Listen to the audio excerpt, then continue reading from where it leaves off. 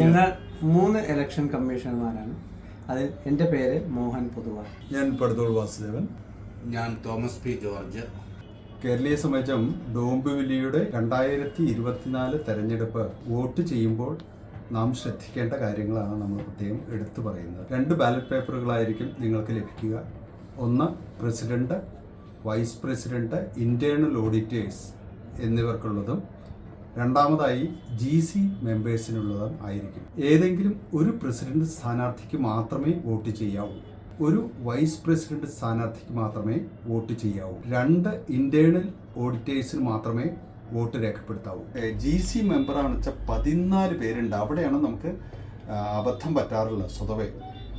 അപ്പോൾ 14 പേരിൽ നമുക്ക് തിരഞ്ഞെടുക്കേണ്ടത് 7 പേരെയാണ്. ആ 7 പേരുടെ പേര് അത് അബദ്ധവശാൽ പോലും 2 കോളത്തിൽ വരാൻ പാടില്ല. അതേപോലെ 7 എന്നുള്ളത് 8ലേക്ക് കടന്നാൽ ഈ ബാലറ്റ് നിങ്ങളുടെ വോട്ട് അസാധുവായി. സ്വസ്തിക് ചിഹ്നത്തിൻ്റെ സീലാണ് നിങ്ങൾക്ക് കിട്ടുക. ഇതിൽ ഈ വിഭാഗത്തിൽ 1, 2, 3 ഇങ്ങനെ GC മെമ്പേഴ്സാണെന്ന് വെച്ചാൽ 14 പേരുണ്ടാകും.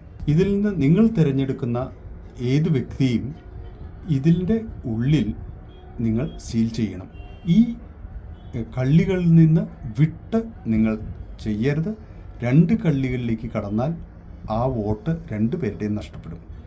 അതുപോലെ ഇതിൻ്റെ ഉള്ളിലുള്ള ഈ ചിഹ്നം വളരെ കൃത്യമായിട്ട് ചെയ്യണം.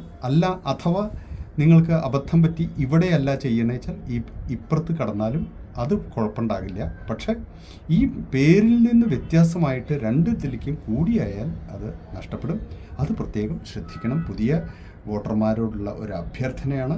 ഇതുകൂടാതെ ബാലറ്റ് പേപ്പറിൽ മറ്റെന്തെങ്കിലും രേഖപ്പെടുത്തിയാലും, അതായത് ഏതെങ്കിലും പെന്നോ പെൻസിലോ വ്യത്യസ്തമായിട്ട് നമ്മൾ തൊട്ട് കഴിഞ്ഞാൽ അതും അസാധുവാകും. എല്ലാവർക്കും ഞങ്ങളുടെ വോട്ടിന് വേണ്ടിയിട്ട് എല്ലാവർക്കും ആശംസകൾ നേരുന്നു.